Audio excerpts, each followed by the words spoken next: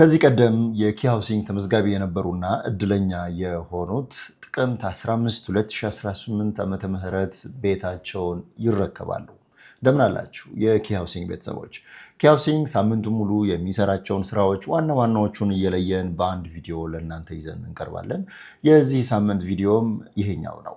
እንደምናውቀው ኪ ሃውሲንግ ከዚህ ቀደም መዝግቧቸው እድለኛ የሆኑት ከጳጉሜ ጀምሮ እስከ ሚያዝያ 30 2017 ዓ.ም ድረስ በተለያየ ዙር ይገኛሉ።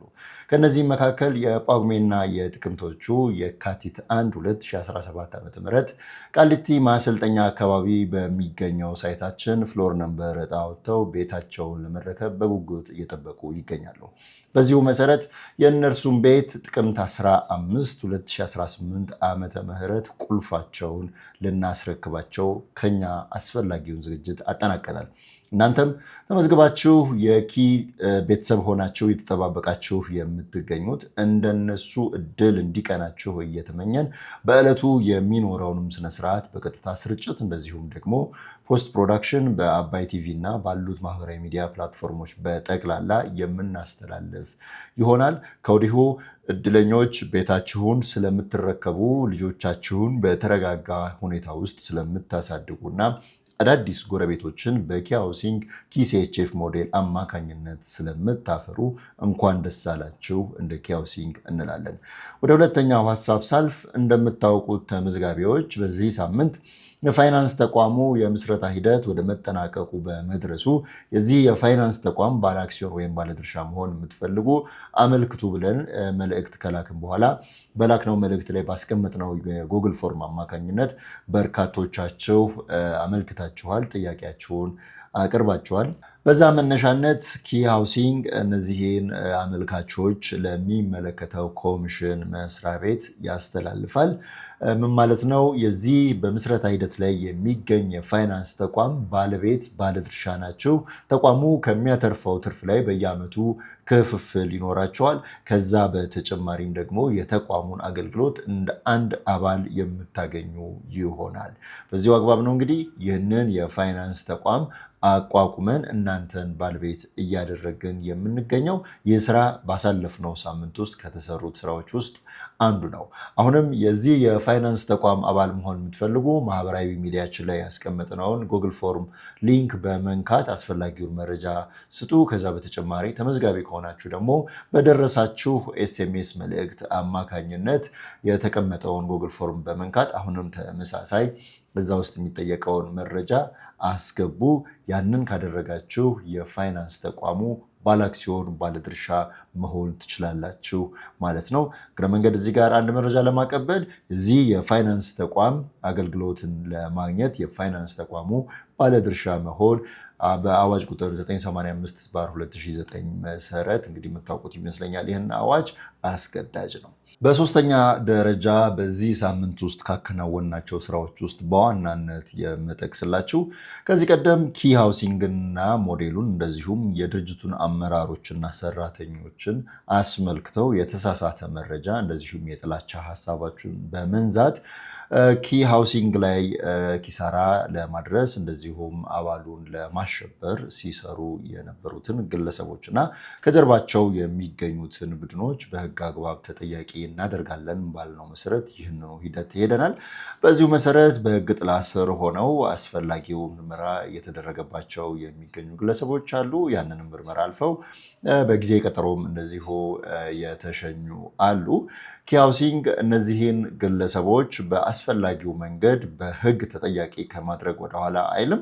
እነሱም ብቻም አይደለም፣ እነርሱ መንገዱን የጠረጉላቸውን ወይም ደግሞ ሊያስተዋውቁት የሚፈልጉትን ተቋምና ከጀርባ የሚገኙትን ቡድኖች ጭምር አስፈላጊውን ሕጋዊ እርምጃ ወይም ደግሞ ሕጋዊ መንገድ ተከትለን ተጠያቂ የማድረግ ስራችንን እንቀጥላለን። ካሁን በኋላ በዚህ ጉዳይ ላይ የምንሰጠው መረጃ የፍትህ ስርዓቱን ወይም ደግሞ የሕግ አካሄዱን በማይረብሽ በማይጎዳ መልኩ መሆን ስላለበት ከኛም የሚጠበቀውን ጥንቃቄ እናደርጋለን። የደረስንበትን ግን በወቅቱ ለእናንተ የምናሳውቅ ይሆናል። ኪ ሃውሲንግ ፋይናንስ ሶሉሽን የመስራቾቹ፣ የአመራሮቹ፣ የሰራተኞቹ፣ የተመዝጋቢዎቹ እና የመላው የኢትዮጵያ ሕዝብ ድርጅት ነው። ስለዚህ ይህንን ድርጅት ሁላችንም ልንጠብቀው ልናስጠብቀው ይገባል። ማንም እየተነሳ የሚሰነዝረው ሐሳብ ተቋሙ ላይ የሚፈጥረው ጉዳይ ካለ ግን አሁንም ቢሆን በሕግ አግባብ ተጠያቂ እንዲሆኑ ከማድረግ ወደኋላ አንልም። አንድና አንድ የምንከተለው መንገድ ይህ ብቻ ይሆናል ማለት ነው። ይህ ባሳለፍነው ሳምንት ውስጥ ካከናወናቸው ጉዳዮች ውስጥ የሚጠቀስ ነው፣ የሚቀጥል ይሆናል። ሌላኛው ባለፈው ሳምንት ውስጥ በማኔጅመንት የተነጋገርንበት እንደዚሁም ደግሞ እኛም እየሰራንበት የምንገኘው ጉዳይ የኪ ሃውሲንግ ተመዝጋቢዎች የቤት ባለቤት እንዲሆኑ በዓመት 2 ጊዜ እድለኞችን ለመለየት ዕጣ የማውጣት መርሃ ግብር እናከናውናለን። ይህ መርሃ ግብር በዓመት በትንሹ 2 ጊዜ መሆን አለበት። ከ2 በላይ ግን ገደብ የለውም። እስከፈለግነው ወይም አቅማችን እስከቻለው ድረስ 4ቴም 5ቴም 6ቴም ልናደርግ እንችላለን። ይህ እንዳለ ሆነው ከዚህ ቀደም 2 ጊዜ ሊወጣላቸው የሚገቡ ባቾች ስላሉ እነሱ መች ነው የሚል ጥያቄ እየጠየቁ ነው። ምን እናድርግ በሚል በዚህ ጉዳይ ላይ ንግግር አድርገናል። የመጀመሪያው ማውጣት የምንችልበት አቅምና አቋም ላይ ብንሆንም ከማውጣታችን በፊት ግን ከዚህ ቀደም እድለኛ ለነበሩት ቤታቸውን ማስረከብ አለብን፣ እንዲሁም የኪ መንደር ግንባታ ማስጀመር አለብን ብለን ወስነን ነበረ። ይህንን ውሳኔያችንንም ለእናንተ አሳውቀናችኋል። አሁንም በተመሳሳይ እዛ አቋም ላይ ነው የምንገኘው። ቀጣዩን ዕጣ ከማውጣታችንና የምናወጣበትን ቀን ከማሳወቃችን በፊት እኛ መስራት የሚገቡንን የቤት ስራዎች ልንሰራ ይገባል። እንደምታውቁት የቤት ስራችንን በአግባቡ እንዳንሰራ በየአቅጣጫው ሆን ተብሎ የተለያዩ አቴንሽን የሚወስዱ እኛ ላይ ጫና ለመፍጠር የሚደረጉ ሙከራዎች አሉ። እነርሱን በምናሸንፍበት መንገድ ግን እየተንቀሳቀስን እንገኛለን። እሱን አጠንክረን ልንቀጥል ይገባል ብለን ለዛ እየተጋን ነው የምንገኘው። ኪ ሃውሲንግ የመዘገባቸውን በጠቅላላ የቤት ባለቤት ለማድረግ እውነት ነው ዕጣ ማውጣት መቻል አለበት። በተመሳሳይ ደግሞ ትልቁ ስራ ዕጣ ለወጣላቸው ሰዎች ቤታቸውን በተቻለ ፍጥነት ማስረከብ መቻል አለበት።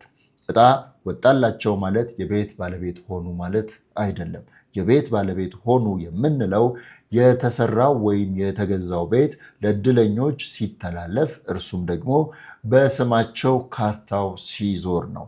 ያንን ከስር ካጠራም በኋላ በቀጣይ ደግሞ የኪ መንደር ግንባታ ካስጀመርም በኋላ ዕጣ የምናወጣበትን ቀን በውስጥ ያዝነውን ማለት ነው ይፋ እናደርጋለን።